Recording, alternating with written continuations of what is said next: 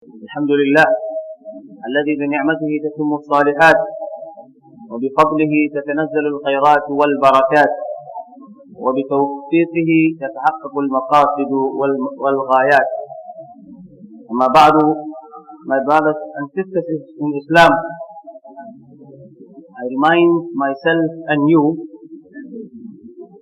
to always remember Allah subhanahu wa ta'ala and be dutiful to Allah subhanahu wa ta'ala, and always remember that one day we are going to leave this world and we only see the result of the good deeds we have committed on earth.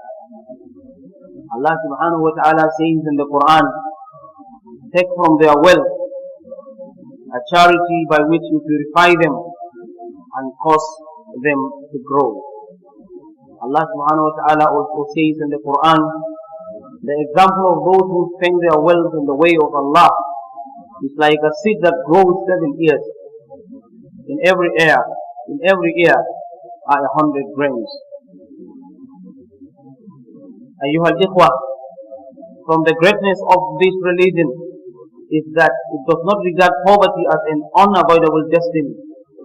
Islam does not also consider hunger as an imposed fate. Islam does not praise, does not condone poverty. Islam is not a religion that wants for its followers to live in poverty and destitution and in squalor.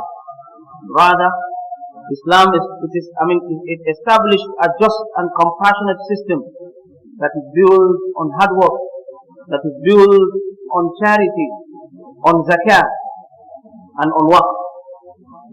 Islam does not allow its followers to rely solely upon government. Muslims from the beginning of history understood that there are 3 important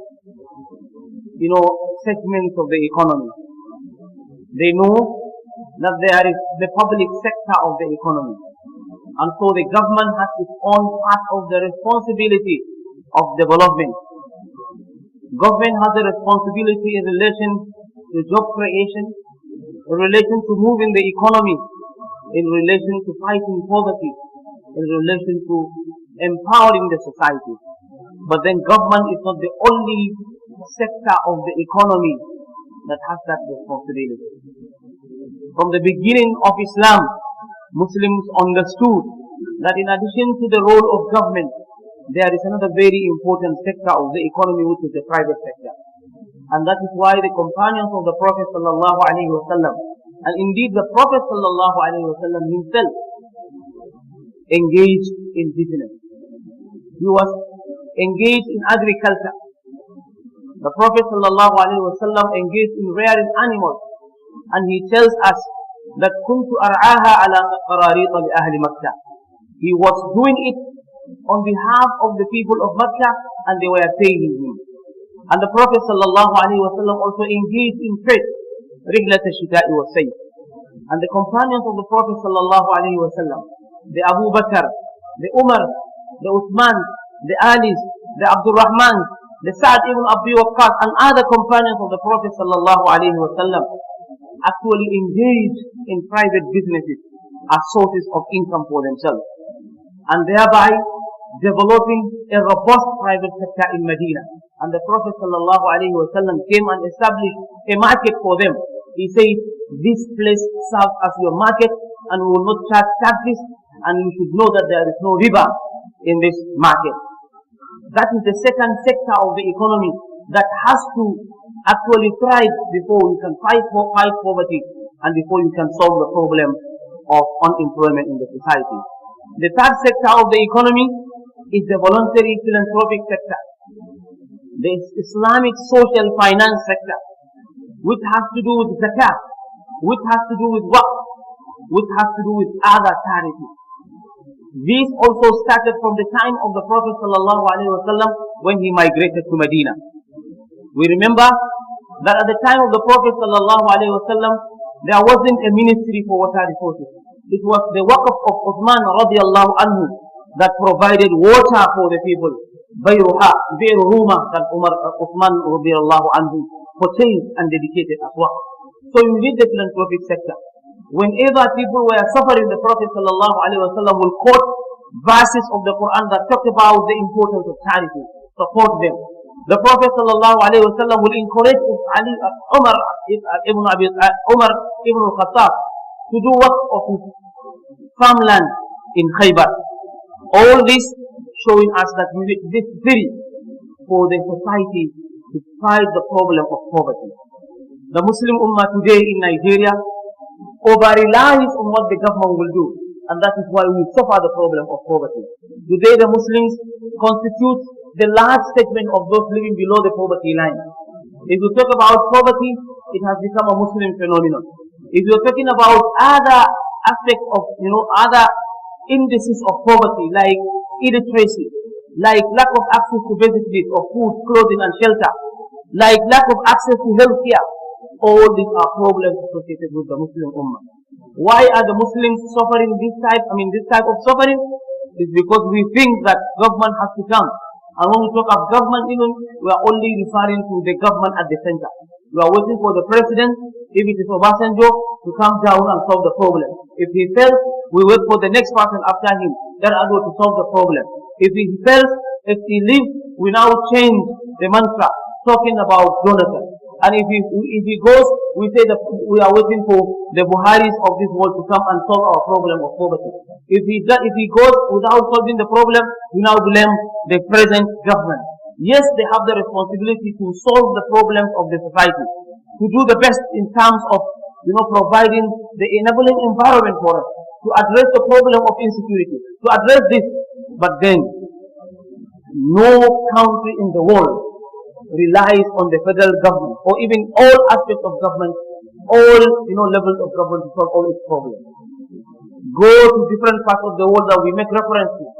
Whenever we talk about development, we say this is not what happens in America. Go to America. Go to America and see how many voluntary organizations do they have. Thousands of people are employed by foundations and trusts, endowments, the voluntary sector. Most of them, many of them also work under the private sector. If we want to actually solve our problems as an ummah, we need to come back to this issue. Now, the voluntary sector represented by Zakah and Waqf has been emphasized in the glorious Quran and the Sunnah of the Prophet sallallahu alaihi wasallam. Brothers and sisters in Islam, Zakah is not merely temporary assistance. From the first revelation, from the first generation of Muslims, Zakah was institutionalized. It is the third pillar of Islam. But the essence of Zakah is to eradicate poverty in the society, to alleviate the suffering of the downtrodden and the less privileged in the society. But then, Zakah is not supposed to be only a temporary assistance. It is supposed to be a tool of empowerment, a means of liberation from poverty, and a gateway to building capital for those in need, so that they may become productive after having been dependent before. As for Waqf, it is a continuing charity and a perpetual investment project whose benefits endure generations after generations. Through it, schools were built in history, hospitals were established, roads were constructed, orphans were cared for, the poor were educated, and Islamic civilization flourished for centuries. What we read in Islamic history is that from the beginning of the time of the Prophet sallallahu alaihi wasallam, through the time of the companions of the Prophet sallallahu alaihi wasallam, up to the time of the Ottoman Empire, up to the time when the colonial monsters came and dominated the Muslim world, the Muslim countries, the Muslim communities were not relying on government completely in relation to the provision of education and healthcare. Education, healthcare, and other certain necessities of life were 100% provided by Awqaf. Why are we not paying attention to Waqf today while we wait for government to solve our problem? No Muslim civilization prospered in history except that endowments were the backbone of its economic and social life. Awqaf were creating jobs, were providing employment, were providing capital for businesses. Awqaf were empowering people. Awqaf were the sources of agricultural development. Awqaf were the sources of industrial development. The Muslim education solely relied on awqaf.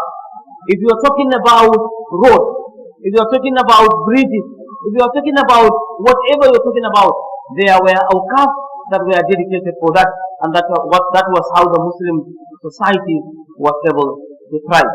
We should not wait for the government to do everything. Islam has placed in our hands the tools of revival. Through organized and productive zakat, we can transform the poor into earners. Through investment-based endowment, we can build sustainable sources of income for education, for healthcare, and employment opportunities. We wait for the government to provide jobs when every year we have about 600 to 800,000 graduates in Nigeria every year, while only about 30,000 get jobs. So if you produce for 10 years 800 graduates, you have 8 million graduates. And if you only consume, if you only provide jobs for 30,000 annually, then 10 years you are only providing jobs for about 300,000, which is even less than half of the number of graduates per annum. And we still continue to wait for the government. We will not invest in very big industries. We will not go and, establish very big farms, 10,000 hectares, providing jobs for 10,000 people, and so on and so forth. We will not establish awqaf that will generate, will provide training and skills and build capacities for our young people to become entrepreneurs. It's high time we change our mindset of dependence and come back to independence in our thought, so that the Muslim Ummah will thrive. If we don't do that, others have already gone far in doing that. We don't have the level of poverty, they don't have the level of poverty we have, because there is something they are doing for themselves that we are not doing for ourselves. What are they doing? They have changed, they have turned their working places to capacity building and skill acquisition centers. They have made them places of orientation and reorientation of graduates and the young people. They provide capital. They invite experts from all over the world to come and give them training for the young people, so that before they become graduates, they have already graduated from the training and become entrepreneurs. They are entrepreneurs that will create jobs. Rather than seeking for jobs, they provide the jobs. Rather than waiting for somebody to give them, they become the givers. Rather than relying on others, they make themselves people who others can rely upon. Families, therefore, can dedicate properties as endowments. Our masajid can establish work of projects. What stops us, for example, from building rentable plazas, shops, halal hotels? Look at the hotels we have here. How many of them belong to masajid? Go and investigate. How many of them belong to others? Every night, how many thousands of rooms are occupied in Abuja, for example? The average payment is 30,000, 40,000. If a hotel has 100 rooms and they are occupied every night, go and calculate how much are they earning. Why don't your masjid have that? In fact, why don't you as an individual establish that and then give percentage to charity and get the money and give the tax from that, so that you support your own community? Our masajid need to change. We need to use our masajid to change our orientation. Through investment-based awqaf, we can solve this problem. We can build ourselves. We need to build fruit gardens and other green work of investments. We need companies and traders that will contribute to produce endowments that create jobs for the youth. Neglecting these obligations and economic sunnah is a cause of continuing poverty and unemployment and backwardness and all sorts of problems, socio-economic problems in our society. So, we need to invest in professional management of zakat. Public awareness about the importance of work. We need a series of lectures. What is this work? What role has it played in history? What are the pillars of awqaf? How can we use awqaf today to solve our own problems? How can every individual contribute to work of investment so that we can make our own society get out of poverty? We need investment-based worker projects that will provide employment. We need cooperation between scholars, the business people, the professionals to come up with projects that will solve our problems.